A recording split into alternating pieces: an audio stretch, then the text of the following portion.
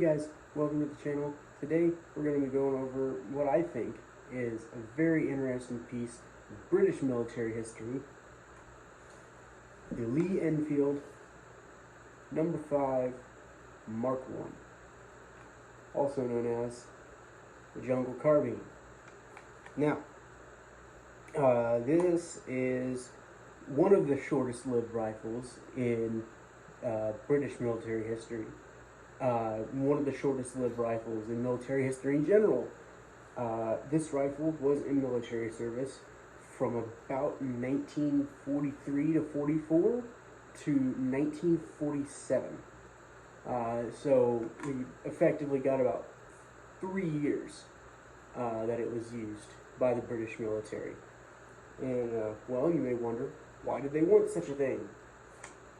Well, big reason is, towards 1943, 1944 I was talking about, when this started to come to fruition, the British is doing a lot of fighting in the Pacific theater of World War II. And they're learning that the rather long and rather large and heavy No.4 Mk1 rifle is not well suited to the jungles and islands of the Pacific theater. You know, long barrels kind of get in the way, hangs up on things. It's just heavy to carry around. It's just not necessary. So what they do for the initial runs and initial sort of prototypes is they take just regular standard No.4 Mk1 rifles, and they chop the barrels down, chop the handguards down, and add an interesting little muzzle device here, little conical flash hider, and they decide it's what they want. So they begin converting more No.4 rifles into No.5 pattern rifles, as well as making actual No.5 pattern rifles, which is what we have here.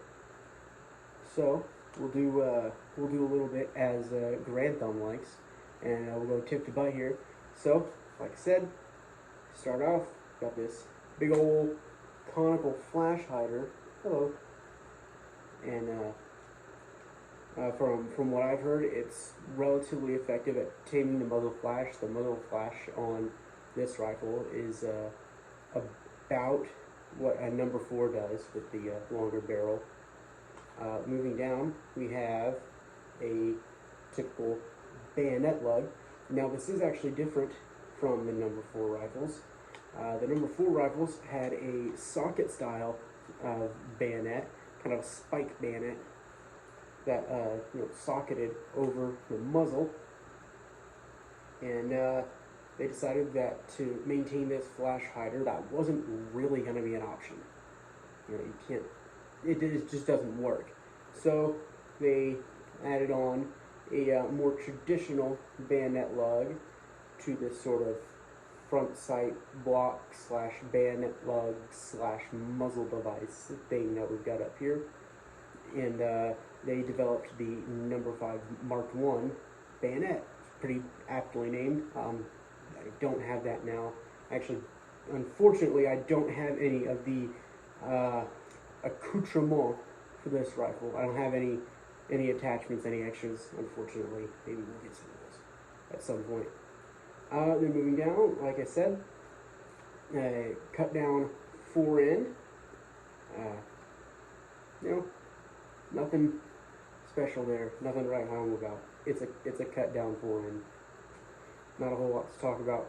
And then moving down, all standard sort of fire control.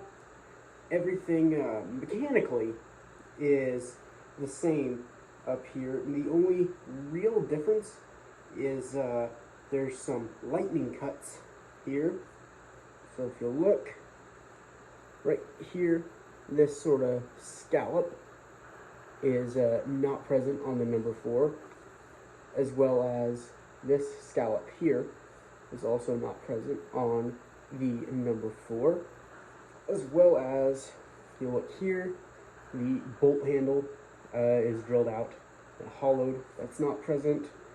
And then up here, under, you can see it better under our ladder sight here, this top part of the receiver is milled down from the regular number 4.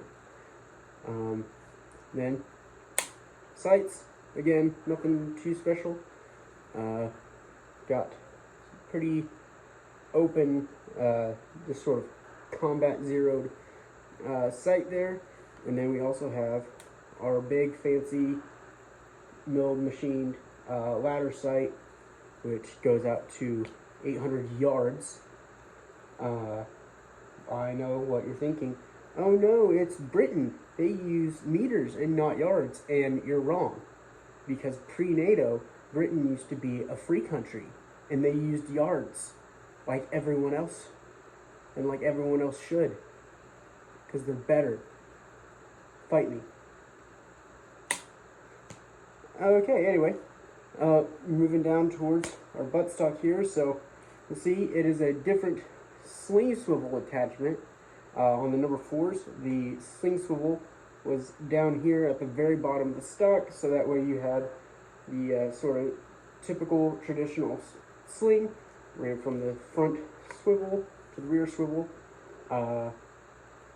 Here, they've decided to go with the typical traditional front swivel to a side swivel.